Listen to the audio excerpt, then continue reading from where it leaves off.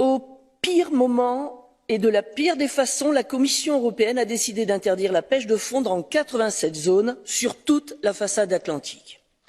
Non, madame, dites-le bien à monsieur Sinkevicius, cette surface n'est pas anecdotique et ne s'observe pas à la loupe, comme cela a été dit lors de la dernière commission pêche par son représentant. Elle représente 16 000 km², soit la moitié de la superficie de la Belgique. Alors que les secousses de la crise sanitaire se font encore sentir sur tout le secteur, alors que nos pêcheurs français ne reçoivent plus d'aide au carburant, alors que nos pêcheurs bretons ont été sacrifiés dans le cadre des accords du Brexit, et que ceux du golfe de Gascogne subissent une baisse brutale et soudaine de 36% sur les quotas de la sole, quotas imposés par la Commission en début d'année, vous décidez d'en remettre une couche.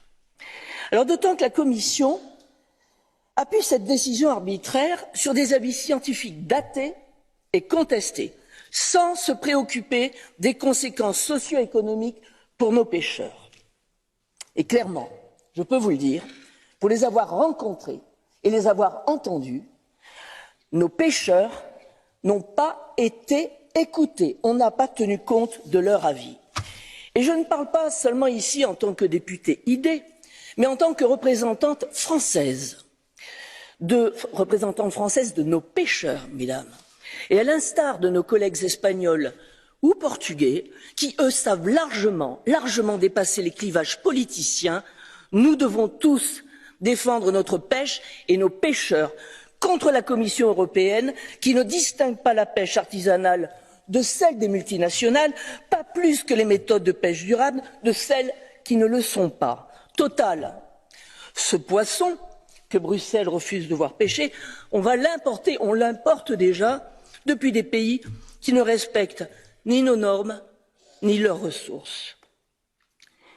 La Commission européenne s'est arrogée la compétence exclusive en matière de pêche et se pose comme la gardienne des océans du monde entier, en oubliant justement que les vrais dépositaires de ce rôle, ce sont nos pêcheurs.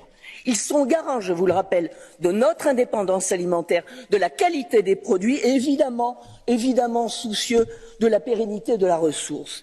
Et contre quoi luttent-ils aujourd'hui? Les variations climatiques, de la ressource, les intempéries? Non, non, non. Ils luttent contre la technocratie européenne qui a décidé d'en finir avec eux. Alors, nous ne sommes pas là pour entériner les desiderata de la Commission. 2, il faudra à un moment ou à un autre remettre en question cette compétence exclusive qui n'est pas entre de bonnes mains. 3, il faut supprimer ce règlement. Je vous remercie.